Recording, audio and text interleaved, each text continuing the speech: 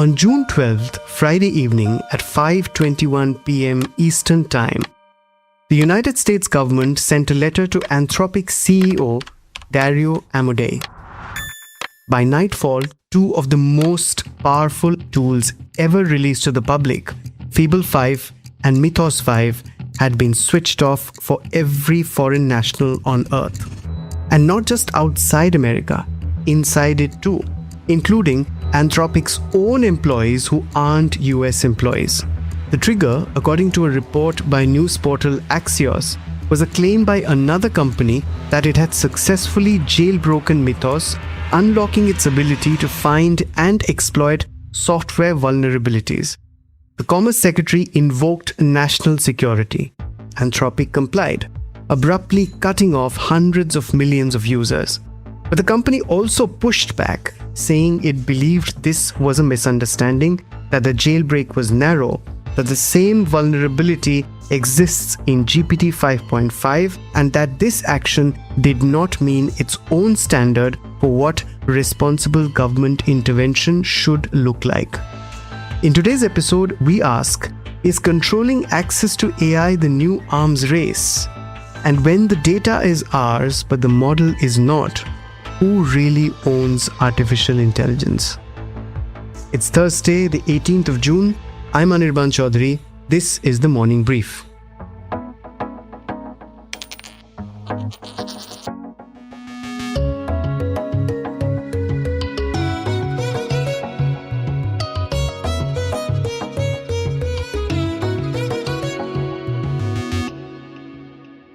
My first guest, Rumman Chowdhury, co-founder and CEO of Humane Intelligence, a non-profit which works towards AI for social good.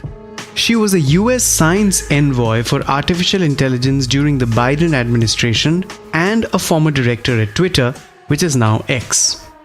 I started by asking Rumman for her initial reaction to the block. My initial reaction is that it's quite impossible to have a feat like that in Silicon Valley, where so many of the employees are actually on immigration visas or work visas. I'm not quite sure how that's going to be accomplished without Silicon Valley coming to a screeching halt if that policy were to scale. So this is not the first time. I mean, you were part of the Biden administration, and for years we have seen US attempting to control chip exports, for instance. Now it's controlling access to an AI model itself. How do you see this? Do you see this as, a deeper sense of protectionism control that the US is exercising? It absolutely is a deeper sense of protectionism, Anirban. I think you're totally correct. I think it is an interesting marked shift in the United States to be a lot more engaged and involved in what frontier companies are doing and what's happening in private corporations and than we have traditionally seen. It is also more in line with the kind of top-down structure relationship with public-private engagement that we might see coming out of a place like China or Singapore. Right. Okay. So, but then what does this decision tell you about how governments are increasingly seeing frontier AI as a strategic asset rather than a commercial product? Frontier AI models are now a tool of power that now politicians and different political entities see as a way of leveraging many things. I think the first one is, of course, people see the vast economic wealth and power, and there's this desire to break up the Silicon Valley hegemony, right? So even if there are startups popping up all over the world, these startups are still building on core basic infrastructure that was created in Silicon Valley. Most people use commercial tools built in Silicon Valley. So number one is they see an opportunity for not just only economic diversity, but also economic benefit. Second is there's also the culture and values conversation. We see that a lot all over the world. And while it is true that, these frontier labs don't tend to focus on multilingual or, multicultural issues or representation as well as they might consider from a Western perspective, it is also true that these same tools in the hands of political actors may actually serve as a way of furthering their own ideologies. It is not necessarily a great thing that the ability to control what models say has shifted from a private organization to fully government entities. The third one I'll add is that there is this belief that AI systems, in the long term, will be all powerful in terms of mass job displacement. And I think there is a bit of a desire to own this power, not just technological power, but increasingly economic and political power. Right. Let's look at it from, Anthropic's point of view. I mean, I don't think Dario Amodei is on the same page with the US government as far as this is concerned. And this is borne out by the fact that just a few days ago, he himself put out a note where he talked about AI policy in detail. And, the two entities have been at loggerheads for a while now. How do you really see this? This is flying in the face of what Amodei, the suggestions Amodei had himself made, which were quite legit, valid, however you want to put it. Yeah, I suppose one way to think about it is there's this American saying, "What happens when the dog catches the car?" And what that saying basically means is that they have been talking about regulation and the need for government oversight, government control, etc. And they basically got what they said they wanted, but maybe not the way they wanted it, right? So the government control and oversight is taking form in a way that is not particularly conducive for them. It's hard to say, what the intention has been behind the scenes. Of course, sometimes these shows of defiance are, sometimes just optics. More than actual implementation. Sometimes it serves as a bargaining chip. I think, what the Trump administration pushing the narrative to kind of one end of an extreme is, going to test the commitment to what these organizations mean when they call for independent evaluation and, call for government oversight. It does remain unclear. But I'll also add one more thing. I think that these are incredibly powerful and opaque institutions debating with each other. And that is frankly not how democratic systems are supposed to work. Nowhere here am I seeing where even the average politician has something to say, let alone the average citizen. So I'm not overly enthusiastic about the fact that, we're supposed to have a champion who is also creating the technology and minting himself and everyone around him to be the next group of trillionaires. And I don't know if one person, one individual, one company could possibly have everyone's best interests at heart. At the very least, the construct of a pure corporation is not necessarily conducive to mass public benefit, even if the founder's intent might be along those lines. Okay. Now, so tell me, basic question, how would you have handled it? Got it. Now, US is, of course, the biggest, but not the only country to be placing such blocks. What do you think will happen to AI evolution if, even say a China does it? How do you think this will evolve? Well, the US is a unique entity in that really everywhere else around the world requires government investment from the get-go in order to even build these models. And I'm talking, in Europe, it's been massive government investment. If we look at, let's say, Mistral or and any of these other companies popping up in the EU, they're very significantly government backed from the beginning. So the United States is actually quite a unique case where the venture capital, the amount of funding, talent, access, compute, et cetera, are sufficient independent of government investment if I think government's behind. So no matter what part of the world you pick, if we're talking India, Singapore, Korea, Japan, China, they're all structured quite similarly. So I don't think we will necessarily see the level of discordance or misalignment with government as we might see in the United States. Got it. Now, two final questions. The message from the US seems to be that, AI is a borrowed technology. We are the ones creating it. And if you want to, that seems to be the kind of message. How should countries like India react? I mean, one answer is, of course, build our own sovereign AI, but that's not happening tomorrow. So what lies ahead? How should countries like India react to this? Right. I think necessity is the mother of invention. I think you're correct that at the current pace, current climate and environment, it is likely that, countries would not catch up. I think if there is an out and out ban of frontier model companies, what you will find is that the very smart minds in most of these countries will now shift themselves more towards being able to build the level of frontier model that is possible in the U.S.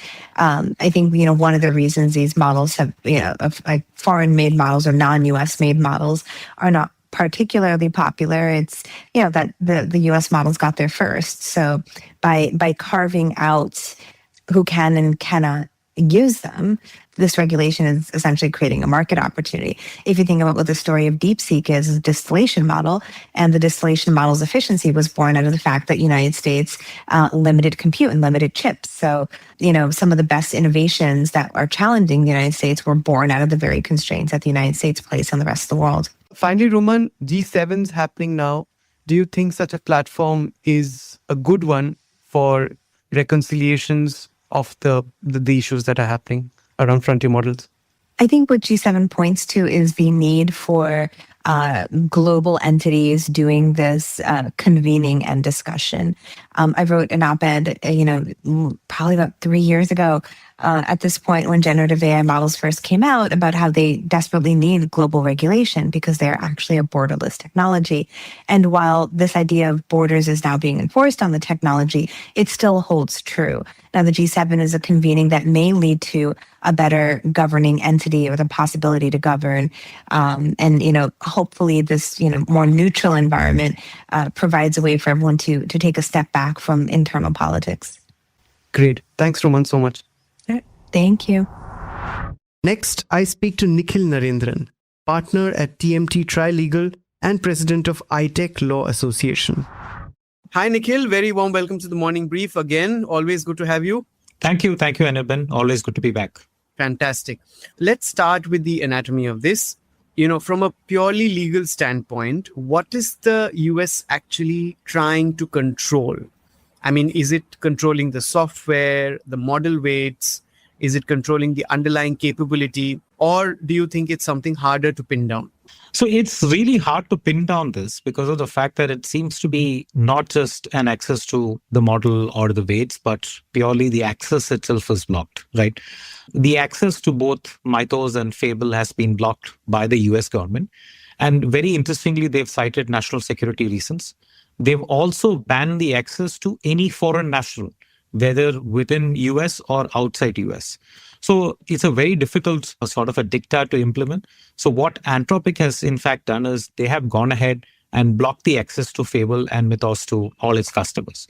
When they say all its customers, what we don't know for sure is whether US government continues to have the access. The assumption is that probably US government continues to have the access. But for all the other customers, Mythos and Fable is blocked, including within Anthropic. Because as you know, it's very difficult to implement and, pick and choose a foreign national who's working within Anthropic or within its customer organizations.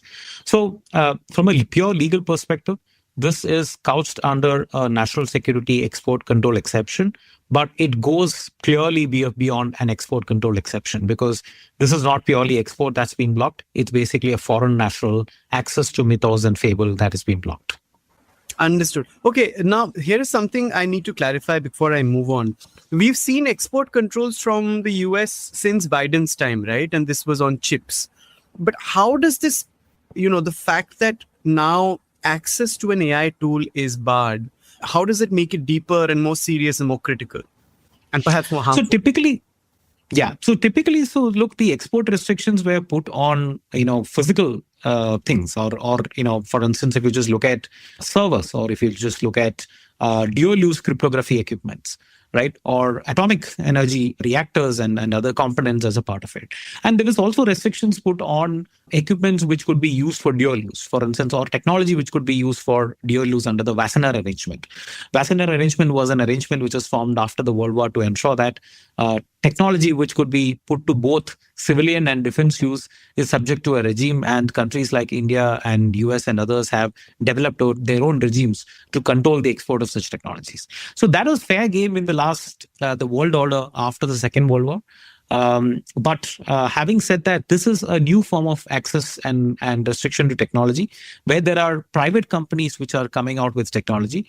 And this technology is accessed or released to the whole world itself. And the US government is directing that technology to be prevented.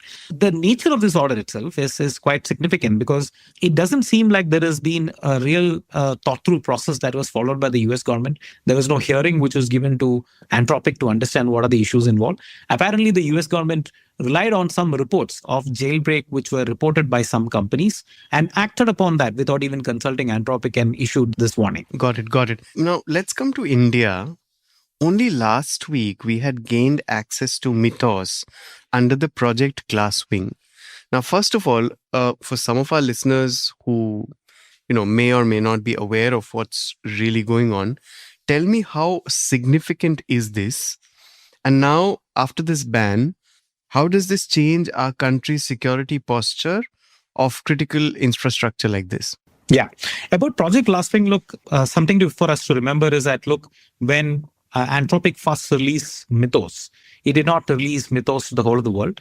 It purely said, look, we are going to release it to select organizations and select governments, because of the fact that there is indeed a security threat in using such a model such as Mythos. And if you were to use Mythos, it may lead to finding of security vulnerabilities which the current other systems are difficult to sort of cope up with. So on that basis, India has been diplomatically engaging to get access to Mythos. There's been a lot of effort. In fact, our finance minister has put out a statement with respect to it specifically. There's been a lot of talks between the two countries and the organizations involved. And as a result of Project Glasswing, we just got access to Mythos. And for instance, we got regulatory authorities like Certain, which handles our cybersecurity response, and the National Critical Infrastructure Protection Committee, which looks into protection of a critical infrastructure like atomic reactors and power grids and telecom grids, etc., has got access to it. So the significance of the access was that they were able to use Mythos to try and find out what are the vulnerabilities in these systems, and to try and fix the gap and address these problems. Now we are dealing with a scenario where the US regulator has access to these systems, and the rest of the globe, including India, do not have access to Mythos, which means that the Mythos or such systems could be put to use by these governments, including US governments, to get an access to Indian security systems and try and find this vulnerability. So this clearly exposes the vulnerability of our systems, of our banking, of our telecom, of our nuclear reactors, of our power grids, of Aadhaar infrastructure. So that's a sort of problem that India as a country is facing from a national security, resilience, and cybersecurity perspective. The Project Glasswing was actually undertaken to undermine these problems, but we just realized that it was not really a diplomatic win. It was just a lease which was given to it, and that lease has been pulled back by the landlord, which is US in this case. Right. Nikhil, let's come to impact, especially on, Indian tech companies, tech founders, entrepreneurs, many of whom would be maybe listening to the episode. Now, how exposed are Indian startups when the AI infrastructure they build on is controlled by a small handful of foreign companies? And of course, in this case, ultimately by another government's policy decisions. And US is not the only one. China also came out with certain export restrictions on tech, which needs higher security review. How do you see this? Yeah, so look, it actually points out to the fact that India as a country can no longer rely on the old world order when it comes to access to global technology, right? From the 90s onwards, we have been living under the presumption that the best of the technology, because it's a system which enables free flow of technology and data. We always had the access to the best of the technologies, whether it's the internet, whether it's computers, the best of the processors, etc. But having said that, that regime is completely shattered by the new realities in the world order. And because of that, we can no longer rely on nation states as partners when it comes to critical access to technology. So with respect to the problems faced by Indian startups and IT leaders, all these companies are deploying their AI infrastructure on the basis of models which are developed elsewhere, whether it's OpenAI or whether it's by Anthropic or DeepSeek for that matter. So tomorrow, if a country is putting a restriction on the use of its frontier model, one, that causes serious business disruption. Look, Fable just released last week, And the access was only promised till 22nd of June or so by Anthropic. Given that fact, the immediate impact of this may not be really that high because of the fact that folks just had few days to play with Fable for that matter. But what if it were to happen to an Opus? Or what if it were to happen to a ChatGPT 5.5?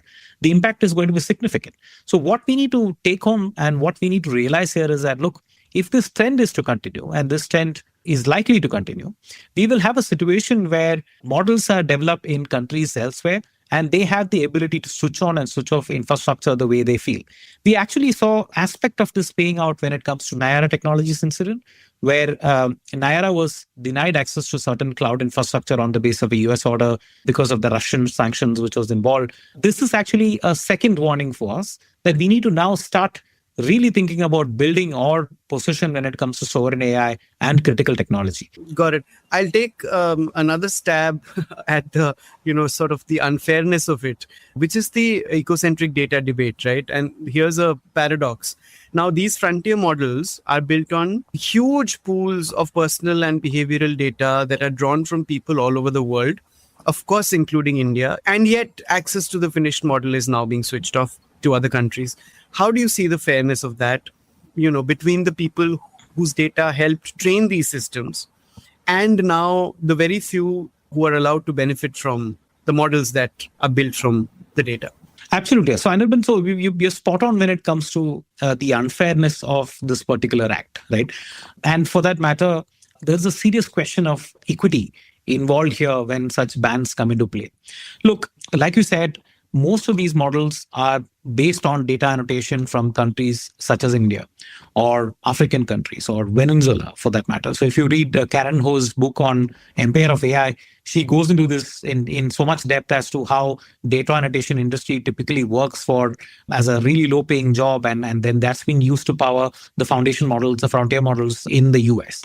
Now, all these data has been collected. These are either owned by these companies. The inferences from these data are owned by these companies, and they perfect their models on the basis of these inferences that's derived from this data. And I believe last week you had an episode on the egocentric data debate, where now this data is used to train the robots, right? Humanoid robots or Indian factory workers and workers in the household are also training these robots using the data that they collect while they do their daily jobs in India. Now, all this data is then being used by these companies to create models. And then we are denied access to the best of the models is clearly unfair. And it sort of reminds of a situation where, before 1947, the raw materials from India, which is data in this case, is being exported, but we were denied access to the finished goods as came out of the result of it, or it was, sold back to us at really high prices. This clearly is a form of economic extraction. And we have to have policies to ensure that we really think about regulating how we can retain control over the data that flows from India. Got it. Okay, Nikhil, final two questions.